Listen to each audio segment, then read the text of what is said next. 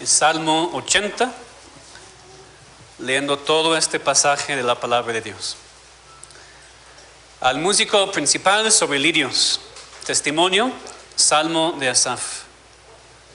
Oh pastor de Israel, escucha, tú que pastoreas como a ovejas a José, que estás entre querubines, resplandece. Despierta tu poder delante de Efraín, de Benjamín y de Manasés, y ven a salvarnos. Oh Dios, restáuranos. Haz resplandecer tu rostro y seremos salvos. Jehová, Dios de los ejércitos, ¿hasta cuándo mostrarás tu indignación contra la oración de tu pueblo? Les diste a comer pan de lágrimas y a beber lágrimas en gran abundancia. Nos pusiste por escarnio a nuestros vecinos y nuestros enemigos se burlan entre sí. Oh Dios de los ejércitos, restáuranos. Haz resplandecer tu rostro y seremos salvos. Hiciste venir una vid de Egipto, echaste las naciones y la plantaste.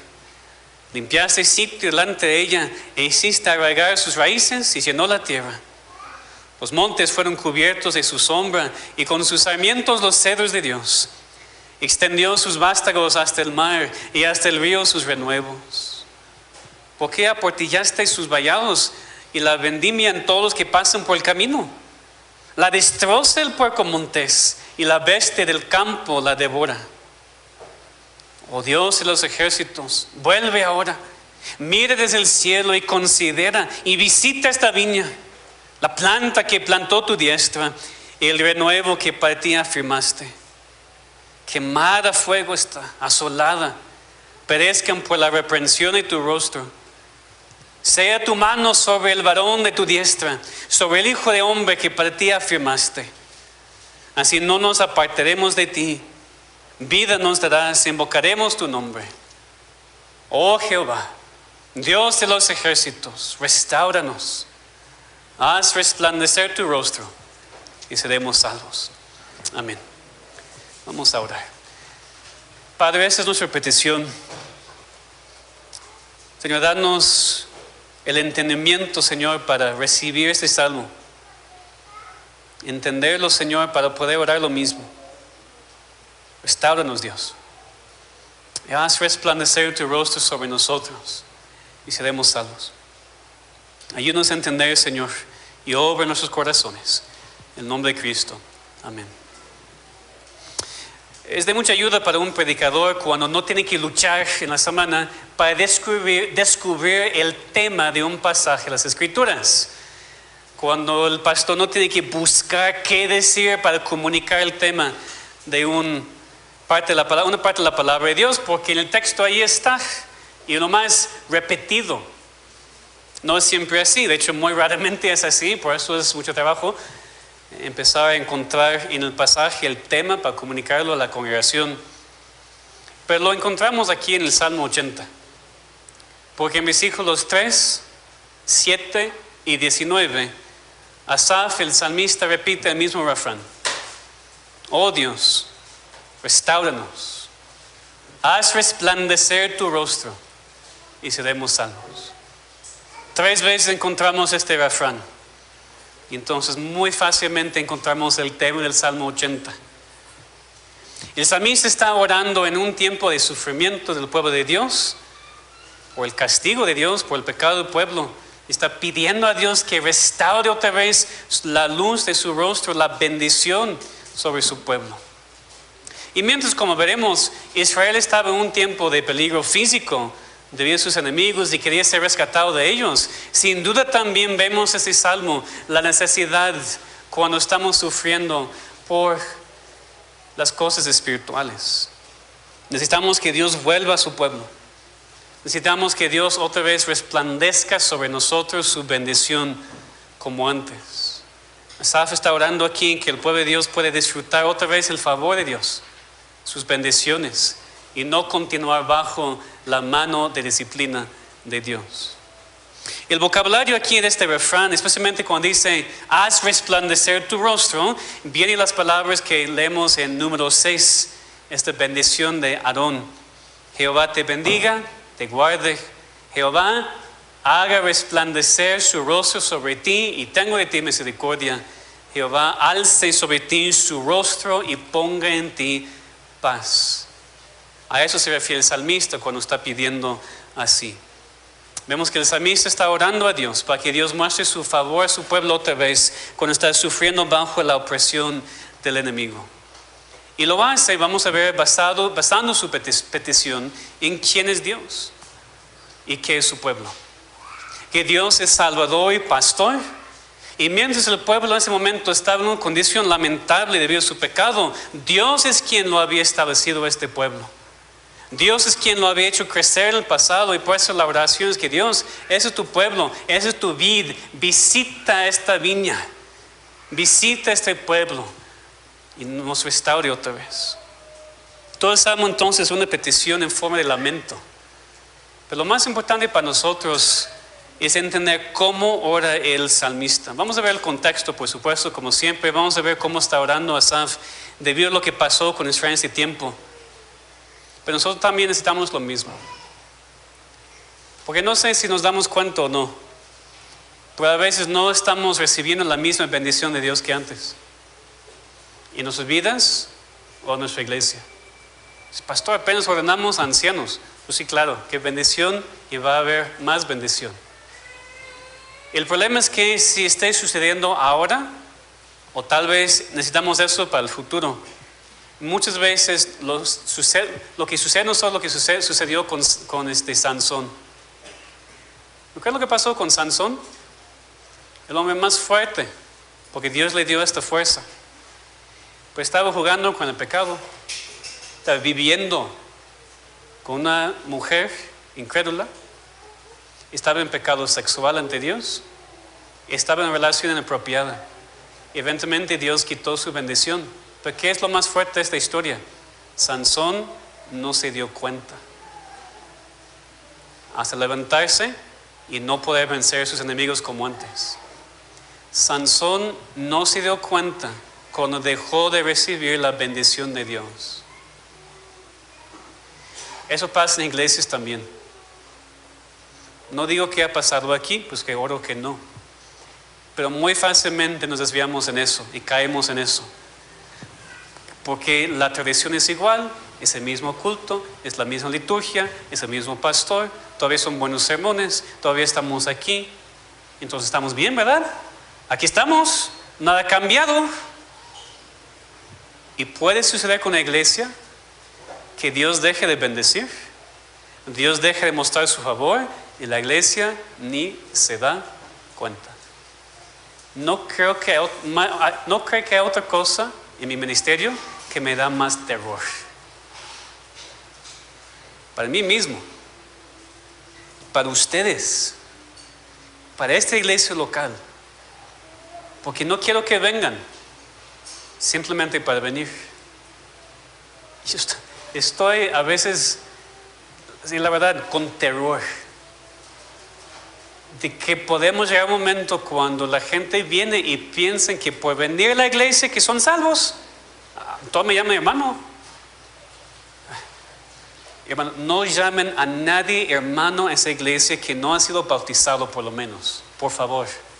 ¿Ustedes saben lo que está pasando? A veces tenemos visitas y personas que vienen, hermano, hermana, y pensamos que es de buena educación o algo así.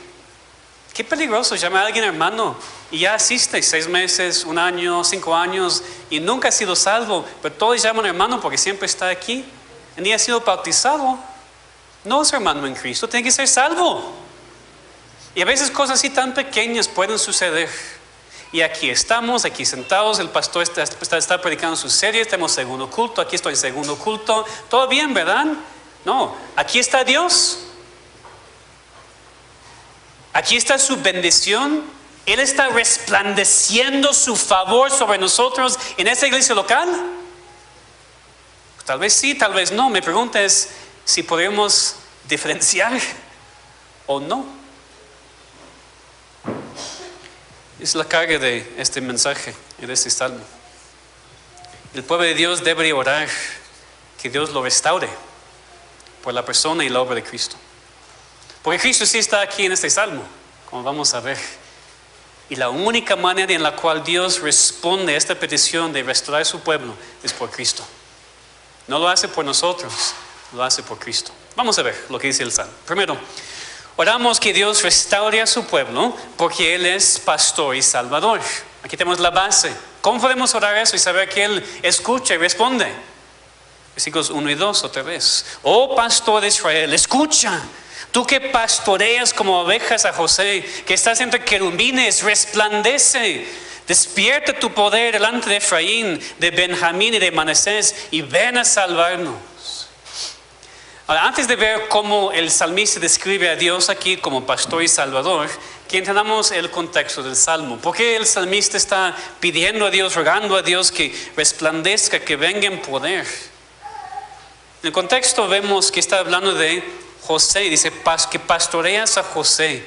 Se refiere también a Efraín y Manasés, que eran las tribus que simbolizaban las tribus del norte. Recuerden lo que pasó, ¿verdad? Con Israel después de Salomón. El reino se dividió en dos. 10 tribus al norte y 2 tribus al sur. Y normalmente en la Biblia, cuando quiere hablar de las tribus del norte, hablan de Efraín y Manasés, como encontramos aquí. Entonces, con esa descripción en lo que vemos el resto del Salmo y por el contexto histórico también, parece que lo que está pasando aquí es que algo había pasado con las 10 tribus del norte. Probablemente es cuando cayó el reino ante los asirios en el año 721 a.C. ¿Se recuerdan, verdad? Israel cayó primero y después Judá. Y aquí parece que el salmista, viviendo en Judá, vio lo que pasó. Los asirios entrando y como usa después la imagen de una vid. Dios derribó los muros y entró el enemigo, quitando todo. Y viendo eso, el salmista dice, Dios, restáuranos. Aunque estamos divididos, pero eran nuestros hermanos. Y más, ya no hay nadie protegiéndonos de los asirios. Pueden entrar a nosotros también en cualquier momento, destruirnos. Entonces está orando en el contexto para esta restauración. Y ora a Dios, y fíjense cómo ora a Dios. ¿Cómo llama a Dios? Primero le llama pastor de Israel. Después, tú que pastoreas como a ovejas a José. No se puede perder el simbolismo aquí. Dios es el gran pastor de sus ovejas. Él pastorea como pastor a su pueblo, como un pastor de ovejas pastorea a su rebaño. Y por eso Asaf está pidiéndole que escuche, que despierte su poder. ¿Por qué? Es lo que hace un buen pastor. Un buen pastor no ve que se derraman las rejas, lo que sea del rebaño, y entre los lobos dice, bueno, todavía tengo ovejas aquí a ese lado, no pasa nada. No, pues se despierte en su poder para defender su rebaño, para hacer algo. Y por eso Asaf dice, Dios, eres pastor, tú nos pastoreas, levántate, restáuranos, ayúdanos, protégenos. No nos sorprende ver aquí la imagen de Dios como pastor, porque se repite en toda la Biblia. Isaías capítulo 40, versículo 11 dice, como pastor apacentará su rebaño, en su brazo llevará los corderos y en su seno los llevará, pastoreará suavemente a las recién paridas. Dios es un pastor. También leemos de Cristo, podemos ver juntos en Juan 10 si quieren. Juan 10 versículos 10 a 14 a 18, perdón. Juan 10, 14 a 18 y leemos la misma descripción de Cristo como el buen pastor. Yo soy el buen pastor y conozco mis ovejas y las mías me conocen, así como el Padre me conoce y yo conozco al Padre y pongo mi vida por las ovejas. También tengo otras ovejas que no son de este redil, aquellas también debo traer y oirá mi voz y habrá un rebaño y un pastor. Por eso me ama el Padre, porque yo pongo mi vida para volverla a tomar. Nadie me la quita, sino que yo de mí mismo la pongo. Tengo poder para ponerla y tengo poder para volverla a tomar. Este mandamiento recibí de mi Padre. Y después en las cartas de Pablo y de Pedro también vemos la misma repetición de Dios, y específicamente como Cristo, como el buen pastor, el gran pastor de las ovejas. Es algo muy importante que entendamos hoy en día también como cristianos, que Dios es pastor de sus ovejas. Las ovejas no son los animales más inteligentes del mundo, ¿verdad? Las ovejas tienden a desviarse de manera muy rápida. Las ovejas no pueden hacer mucho por sí mismos. También es una buena descripción de los cristianos. tenemos que desviarnos mucho y rápido, porque no nos cuidamos bien a nosotros mismos, espiritualmente hablando. No somos siempre tan inteligentes, especialmente cuando pensamos que sabemos mejor que Dios.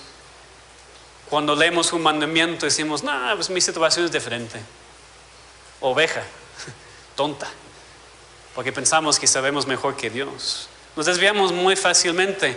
Vamos, mira eso, mira eso. Y como niños a veces, ¿verdad? Algo que brilla, mira. Así somos como cristianos también. Mira esta iglesia en donde te prometen riquezas. Mira esta iglesia en donde el pastor no dice nada del día de reposo. Pueden aquí estar tranquilos. Nadie va a juzgarte por nada. Bueno, me suena. Fácilmente desviados. Rápidamente desviados como ovejas. Somos ovejas, sin ninguna duda. Entonces debemos rogar a Dios como pastor.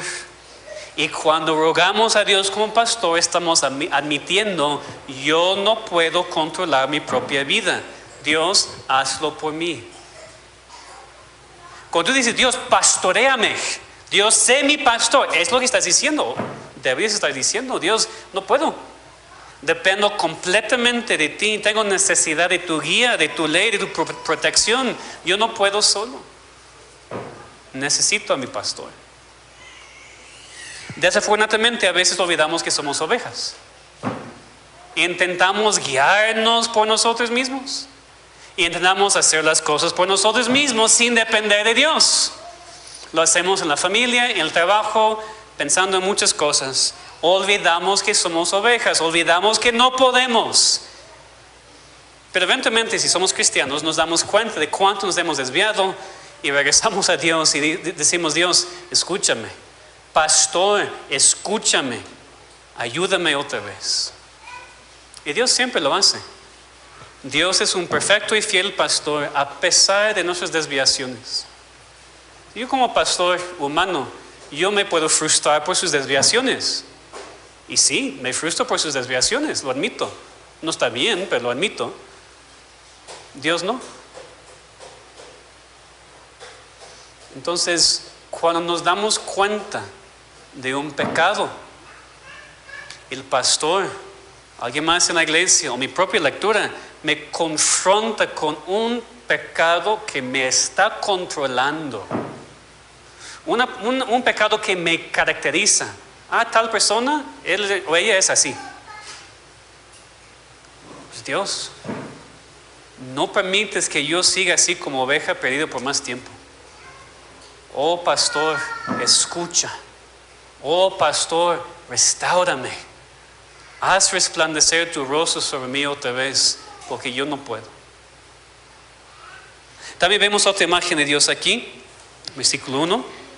Tú que pastoreas como ovejas a José, que estás entre querubines, resplandece. Aquí se refiere que Dios está entre querubines. Bueno, puede referirse que está en el cielo, en su trono, con los ángeles adorándole, reinando soberanamente sobre todo, puede ser. Pero es mucho más probable que aquí el salmista se refiere al arca del pacto. ¿Se acuerdan de ese mueble sagrado en el lugar santísimo del templo? Donde el sumo sacerdote podía entrar una vez al año para rociar la sangre de sacrificio. En donde rociaba la sangre de sacrificio cada año, sobre lo que se llamaba el propiciatorio, que era simplemente la tapa del arca del pacto.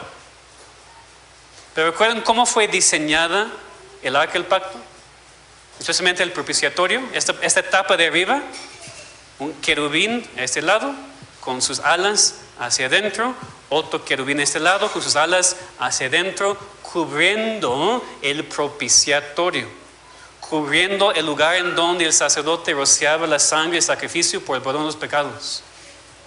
Creo que esa es la imagen aquí del salmista. Dios, tú estás entre querubines. ¿Qué significa? Dios estaba de manera especial con su pueblo en ese lugar como Salvador. Estaba en ese lugar no solamente como pastor, sino como Dios que salvaba a su pueblo por la sangre del sacrificio. ¿Esos sacrificios podían salvar? No, simbolizaban el sacrificio de Cristo que iba a venir. Entonces podemos ver aquí también en el mismo Antiguo Testamento la salvación por Cristo. La salvación por la sangre de Cristo. Cristo es, dice 1 Juan 2, la propiciación por nuestros pecados. Cristo en su muerte, con su sangre, aplacó la ira de Dios. Pues propiciación, pastor, ¿qué significa eso? Significa aplacar la ira de Dios. Pastor, yo no creo en un Dios de ira que tiene que ser aplacada. Bueno, pero así es Dios. El Dios verdadero está airado en contra del pecado. Y sin la propiciación, sin tener su ira aplacada, nadie será salvo. Entonces necesitamos el propiciatorio. Necesitamos la sangre sobre el propiciatorio. Pero ahora no como un mueble físico. Cristo lo hizo en la cruz.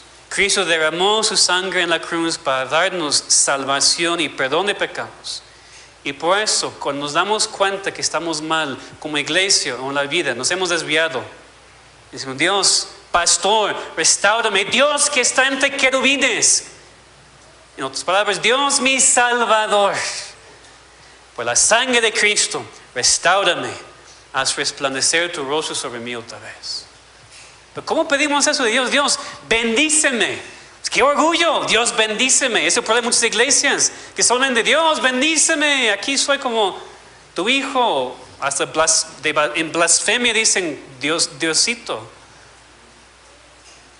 No pedimos a Dios que nos bendiga porque aquí estoy como tu hijo. Y pedimos a Dios que nos bendiga por Cristo.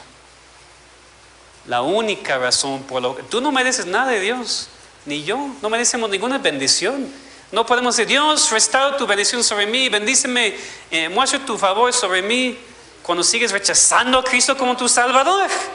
Porque no te va a bendecir sin Cristo. Porque no te puede bendecir sin Cristo. Cristo es el medio por el cual Dios bendice a su pueblo. Por Cristo y solamente por Cristo. No por lo que tú haces o no haces. No por asistir a esta iglesia. Eso no te salva. Si tú piensas que asistir a esa iglesia te salva, estás en mucho peligro. La única cosa que asistir a esa iglesia hace es, o te da más información de lo que es la salvación. Y si la rechazas, estás bajo más condenación. ¿Por qué sigues aquí en esta iglesia si no quieres rendirte ante Cristo? ¿Por qué sigues en esta iglesia si quieres continuar en tus pecados? ¿Por qué sigues asistiendo aquí si no vas a buscar a Dios en la salvación? Te estás condenando y Dios no te va a bendecir hasta que le busques en Cristo. Necesitas la salvación que solamente por la sangre del Hijo de Dios. Así tenemos que orar entonces. Que el Dios que es pastor, pero también el Dios que está entre querubines, nos restaure, nos salve en sus pecados. Después vemos que oramos que Dios restaure a su pueblo porque está en una condición lamentable. Ya pensamos en el contexto general, pero lo vemos aquí más en versículos 4 a 7. Jehová, Dios de los ejércitos, ¿hasta cuándo mostrarás tu indignación contra la oración de tu pueblo? Vemos la disciplina y el castigo de Dios sobre Israel. Les diste a comer pan de lágrimas, a beber lágrimas en gran abundancia. Nos pusiste por escarnio, nuestros vecinos y nuestros enemigos se burlan entre sí. Es lo que había pasado. Jehová había mostrado su indignación contra su pueblo. Y más, fíjense, contra la oración de su pueblo. Así vemos entonces que el problema fue el pecado. Dios estaba enojado. Así se puede traducir aquí como que dice indignación, airado en contra de su pueblo por su pecado. Pues más fuerte, porque el salmista dice: ¿por qué estás enojado contra la oración de tu pueblo? Hermanos, ¿qué es la única cosa que puede estorbar nuestras oraciones? El pecado. El pecado. Cuando guardamos pecado en nuestros corazones, Dios no nos escucha. No nos bendice y no nos muestra su favor. Que es otra vez precisamente lo que Asaf está orando aquí, versículo 7. Oh Dios de los ejércitos, restáuranos, haz resplandecer tu rostro y seremos salvos. Asaf se dio cuenta de lo que era el problema. Dios, te necesitamos como pastor, como salvador, porque estamos en pecado. Somos miserables, estamos en condición lamentable y por eso nos has disciplinado. Lo que pasa cuando perdemos la comunión íntima con Dios. Recuerden, como cristianos nunca perdemos la unión con Dios, pero depende de Cristo, no de nosotros. Lo que perdemos es la comunión, lo que perdemos es la bendición, lo que perdemos a veces es el favor de Dios. ¿Por qué? Nuevamente es debido al pecado. Es porque hemos caído en este mismo estado lamentable como Israel aquí. Hemos rechazado a Dios, no hemos obedecido y estamos sufriendo las consecuencias. Tenemos que reconocer el pecado y confesarlo, pidiendo a Dios por su perdón, porque no tiene mucho sentido rogar a Dios que nos restaure cuando todavía estamos en pecado. No tiene sentido rogar a Dios que resplandezca la luz de su rostro sobre nosotros como antes, si todavía seguimos en la oscuridad de nuestro pecado. Es una cosa o la otra. ¿Sigues en tu pecado o Dios te restaure? Aquí en el contexto del Salmo, precisamente debido a este estado lamentable del pueblo, debido a su pecado, Asaf dice que Dios les dio a comer pan de lágrimas, a beber lágrimas en gran abundancia. En vez de darle su pan diario de cada día, su sustento necesario, Dios le dio lágrimas para comer, lágrimas para beber. Tristeza, disciplina. Lo que pasa cuando Dios nos disciplina. ¿Por qué estás tan triste, cristiano? ¿Por qué estás tan miserable como hijo de Dios? Porque estás bajo la mano de disciplina de Dios. Esa es la razón. Porque cuando estamos en comunión íntima con Dios y lo obedecemos, estamos en esta comunión con Él, estamos gozosos y se ve. Ni se puede esconder. Se ve que estamos bien con Dios y gozosos. Y sí, estamos sufriendo con cosas, pero estamos bien con Dios y lo demás no importa tanto. Pero a veces yo veo tanta tristeza en cristianos, en mí mismo a veces también, en esta iglesia o en otras. Tanta tristeza. Todo el tiempo es, eso está mal, eso está mal, eso está mal, eso está mal. ¿Qué está pasando, Dios, en nuestra iglesia local si todo está mal? ¿Por qué todos están tristes? ¿Por qué no tenemos el gozo de nuestra salvación? Si estamos viviendo en pecado, no hay gozo, no hay comunión, no hay luz. Todo está oscuro. Y dices, pastor, yo no sé a dónde voy, no sé qué hacer, nada está funcionando, la familia está mal, el trabajo está mal, mi vida está mal, estoy preocupado todo el tiempo, es el estrés, estoy tomando medicamentos simplemente por la ansiedad. ¿Cómo estás en tu relación ante Dios? ¿Estás viviendo en pecado? ¿Qué condición tan lamentable? Y Dios te va a disciplinar hasta que regreses, en amor y en misericordia. Vemos aquí la destrucción causada por los enemigos de Dios en versículo 6, hasta versículo 8. Bueno, vamos a esperar. Pero vemos aquí el problema en el versículo 6, que los enemigos se estaban burlando entre sí, porque habían vencido, habían ganado. Y por eso Asaf ruega otra vez, la misma refrán en el versículo 7. Entonces, si queremos que Dios nos restaure, tenemos que confesar el pecado primero. Es la verdad para nosotros como cristianos y es la verdad para nosotros también como iglesia. Porque imagínense el problema de tener a Dios en contra de nuestras oraciones. Es suficiente difícil orar. Muchas veces ni hacemos eso. Pero imagínense. Si como iglesia estamos aprendiendo y domingos en la mañana aquí estamos orando juntos, miércoles en la noche estamos conectados en línea orando juntos, estamos haciendo eso correctamente, estamos aprendiendo. Pero imagínense que estamos haciendo eso correctamente, pero Dios está en contra de nuestras oraciones. Es mejor ni estar en la oración, porque Dios no está escuchando y no va a responder. Entonces entiendo no solamente que tengo que orar, es esencial. Pero a veces Dios está en contra de nuestras oraciones. Un ejemplo, me vino a la mente, pues no tengo la cita, el pasaje, pero Pablo en sus cartas habla, es 1 Corintios me parece, pero puede estar equivocado. De que a veces las oraciones, pues dice a los hombres que deberían amar a sus esposas para que sus oraciones no sean detenidas, una palabra así, estorbadas, que es la palabra, sí. Gracias. Y he leído eso a veces como esposo. Y digo, pues tal vez Dios ni me está escuchando. No estoy bien con mi esposa en algún momento. No la estoy amando como debería. Y después bajo en mi oficina para preparar un sermón. Y ora a Dios que me ayude con el sermón. O entro al púlpito y pido a Dios que me ayude a predicar. ¿Y qué pasa si Dios ni me está escuchando? Ejemplo. ¿Te ha pasado? ¿Te está pasando ahora? ¿Hay algo en tu vida que está estorbando tu relación con Dios? Dios no está escuchándote. Dios no está bendiciéndote. Como iglesia, hay un pecado que caracteriza esta iglesia local y por eso Dios no nos está bendiciendo como antes.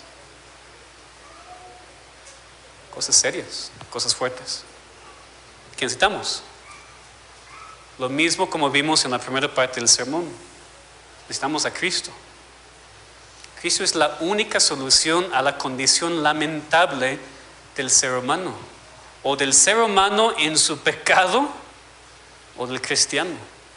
Entonces Cristo vino y sufrió también pan de lágrimas y bebió nada más dolor en su vida y más en su muerte. Allí colgado en la cruz, sufriendo físicamente, sufriendo espiritualmente, para que tú y yo podamos tener perdón de pecado y no continuar en nuestro estado lamentable. ¿Conoces a Cristo? No el nombre, sino como tu Salvador. Niño, joven, visita, ¿Cristo es tuyo? Nada más un nombre que escuchas, un nombre que dices. ¿Es tu Salvador? ¿Te ha rescatado de tu estado miserable de pecado? Lo que necesitas. Y como cristianos igual nos desviamos a veces del camino y estamos bajo disciplina de Dios, como el pueblo de Israel aquí. Necesitamos a Cristo. Necesitamos acercarnos al trono de gracia por Cristo, rogando por el perdón de nuestros pecados, viviendo conforme el ejemplo de nuestro Salvador. Y finalmente oramos que Dios restaure a su pueblo porque Él lo estableció y lo hizo crecer. Pues Asaf empezó basando su petición en Dios como pastor y salvador. Después habla del estado terrible del pueblo. Y termina en versículos 8 a 19 con esta ilustración de Israel como una vid, como una planta. Dios estableció su pueblo y Dios lo hizo crecer. Y por eso Dios no va a abandonar su pueblo. Dios sí va a responder sus peticiones porque Él estableció e hizo crecer a su pueblo. Asaf empieza en versículo 8 con esta ilustración. Hiciste venir una vid de Egipto. Empieza con el éxodo. Israel saliendo de Egipto. Echaste las naciones, la tierra prometida. La plantaste, limpiaste el sitio delante de ella. Hiciste abrigar sus raíces, llenó la tierra. Desde el éxodo hasta establecerse en Canaán. Es el resumen aquí. Dios hizo todo eso. Dios es tu pueblo. Tú decidió sacarlos de Egipto, preparar la tierra, plantar tu pueblo en esta tierra. Después crecieron, versículos 10 y 11.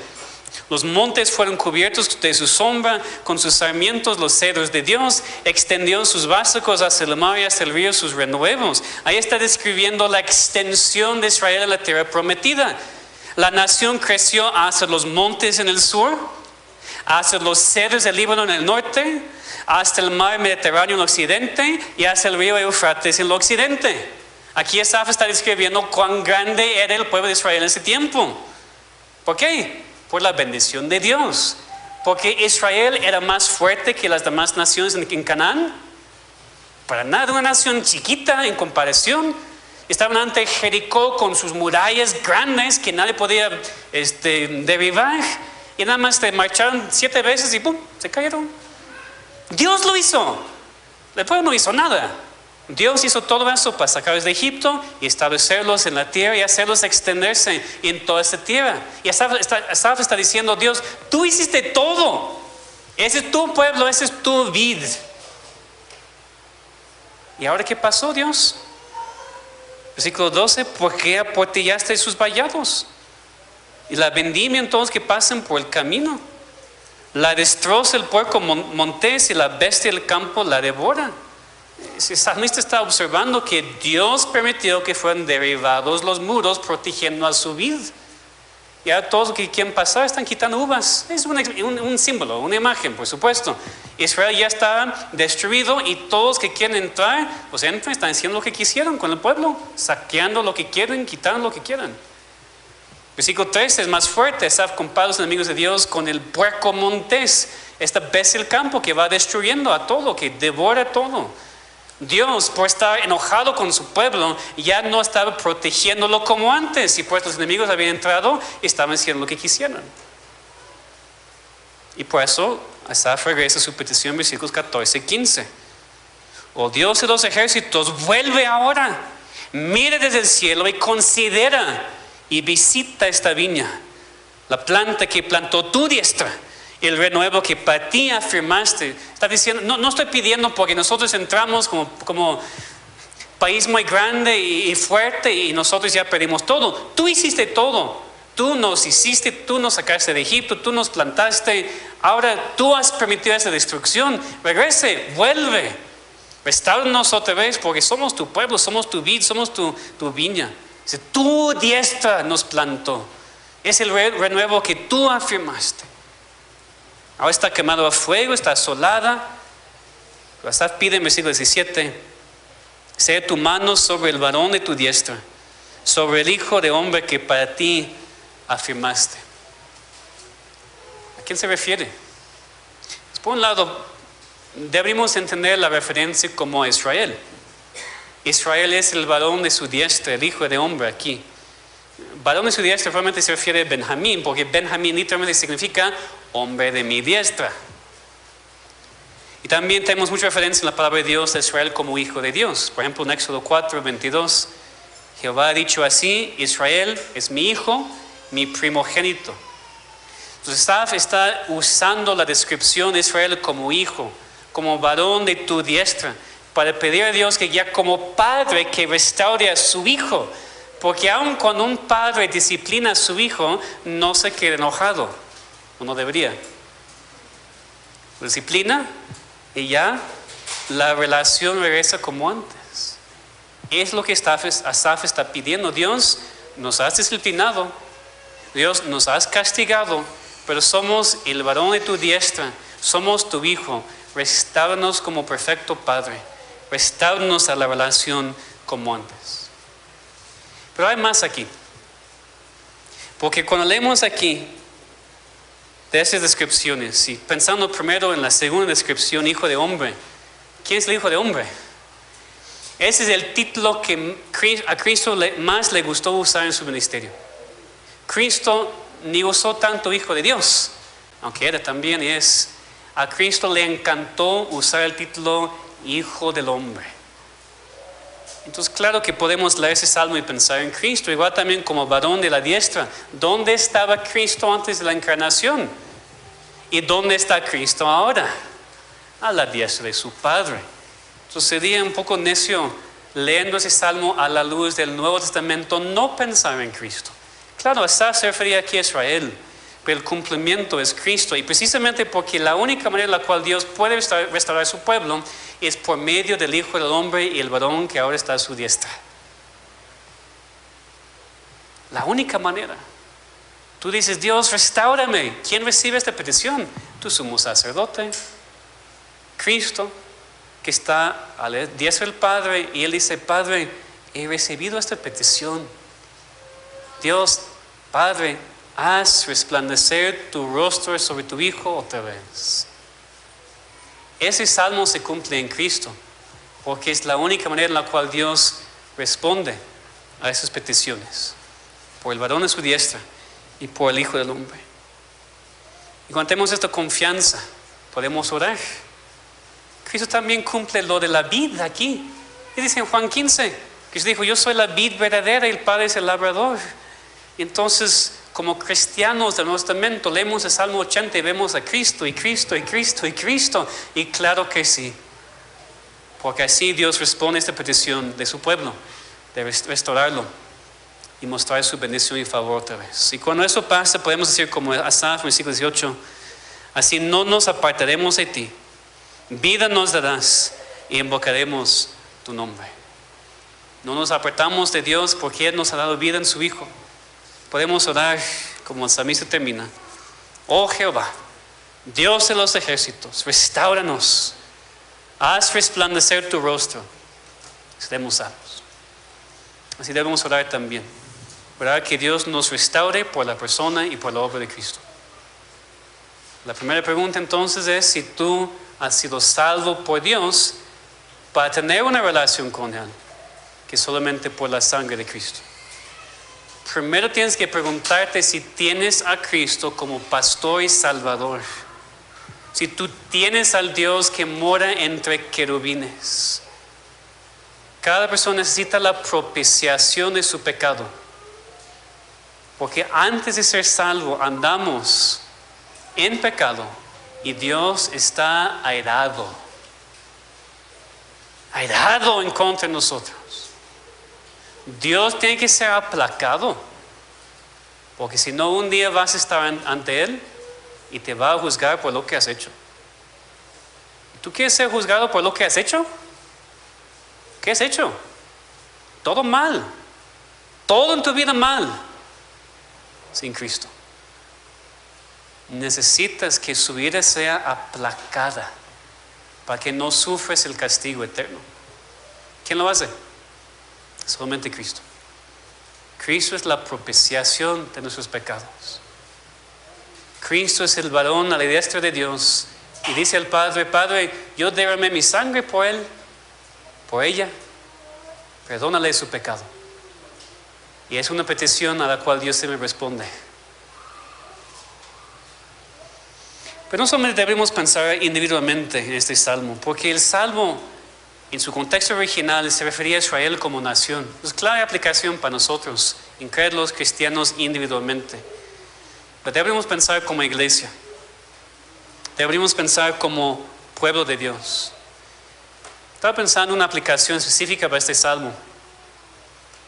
Cuando vemos iglesias, denominaciones, hasta países enteros, que antes disfrutaban la bendición de Dios, pues se han desviado tanto y han rechazado a Dios que Dios ya no los bendice. Esa es precisamente una aplicación de ese salmo. Los metodistas en Estados Unidos recientemente se reunieron y llegaron a algunas conclusiones en contra de la palabra de Dios en cuanto a la homosexualidad y cosas así. Esa denominación no tiene la bendición de Dios. Otras denominaciones antiguas, históricas en Estados Unidos, en Inglaterra, en Escocia. En Escocia, hermanos, en siglos pasados había la mano de Dios, avivamiento tras avivamiento tras avivamiento. Nuestra historia está allá, la historia de la iglesia. Son nuestros antepasados en la fe. Apenas vi una estadística que dice que casi todos los escoceses son ateos. Muy pocos asisten a una iglesia, cualquier tipo de iglesia. Cuando pensamos en denominaciones que antes estaban con Dios y ahora no, y hasta países enteros que antes estaban bajo la bendición de Dios y ahora no, que oremos ese salmo por ellos. Dios restaura Estados Unidos, restaura Canadá, restaura Escocia, Irlanda, Inglaterra, Alemania, España, países en donde había la reforma, de donde salieron los reformadores, en donde Dios hizo tantas cosas y ahora nada de Dios, nada de luz. Denominaciones o iglesias aquí en México que antes disfrutaban la bendición de Dios y ahora no, porque se han desviado. Dios, restaura, si sea tu voluntad, restáuralos, bendícelos otra vez, rescátalos de su pecado, y que otra vez te sigan. Pero no hacemos eso, ¿verdad? Decimos: esa iglesia, esa denominación, tan lejos de Dios, apóstatas todos. Nosotros somos ahora la iglesia verdadera. Nosotros. Y nada de tristeza por ellos, y nada de oración que Dios los restaure. Y tal vez lo que es más, que oremos que eso nunca pase con nosotros, porque fácilmente puede pasar. Que no somos mejores. Y enfrentamos las mismas tentaciones que esos países, ciudades, iglesias que antes disfrutaban la bendición de Dios y ahora no. Que nunca sea la verdad para nosotros.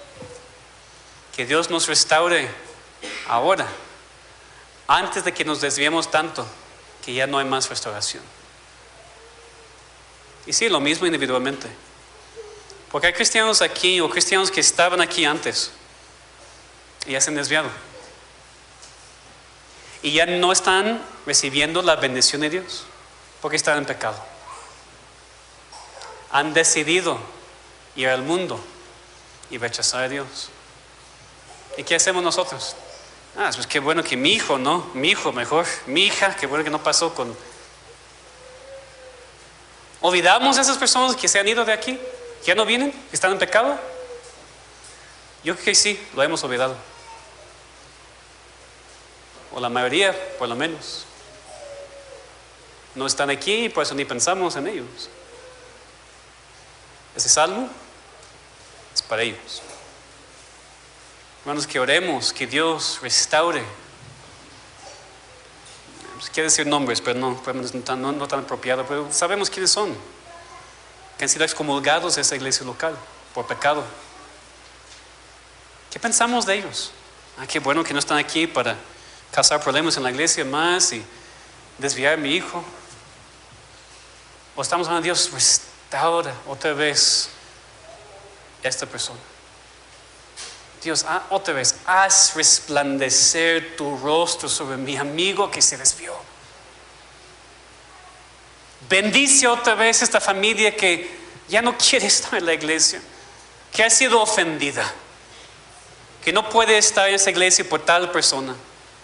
Dios, haz resplandecer tu rostro otra vez. Bendice a él, bendice a ella, bendice a ellos. Restáralos. Porque hermanos, si no estamos haciendo eso, nuestros corazones están muy duros. Entonces, ¿qué es la aplicación? Orar ese salmo por nosotros. Orar ese salmo por los que se han desviado de esta iglesia. Y orar ese salmo por hasta aquellos países que han perdido la bendición de Dios. Y que oremos, hermanos, que nunca pase con nosotros, no porque somos mejores, sino porque constantemente estamos pidiendo a Dios, restáuranos, haz resplandecer tu rostro sobre nosotros y seremos salvos. Vamos a orar.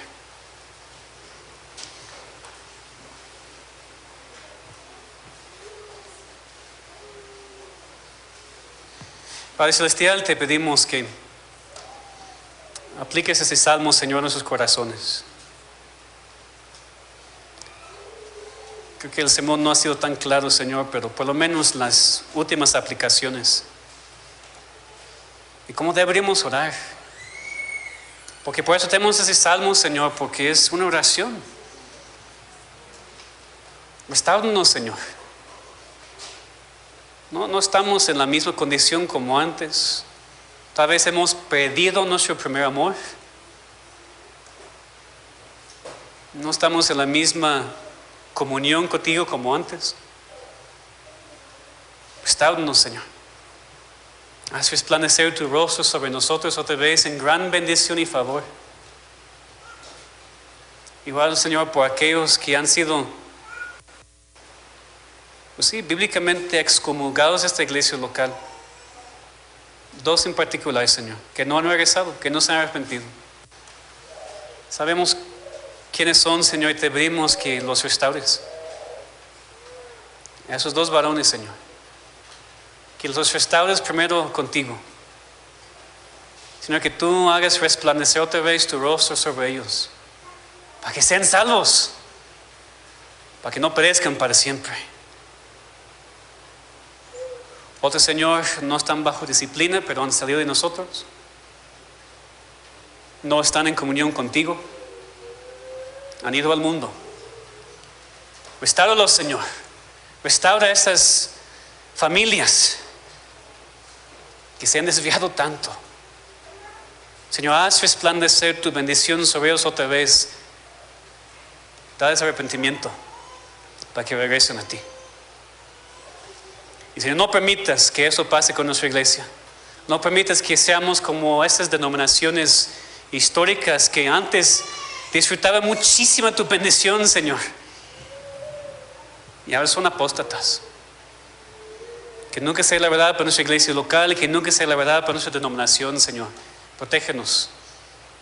Protégenos, Señor, porque nosotros podemos caer en eso tan fácilmente como cualquier otra persona y cualquier otra iglesia. Restauranos, Señor, para que seamos salvos de un fin tan terrible. Eso te pedimos en el nombre de Cristo. Amén.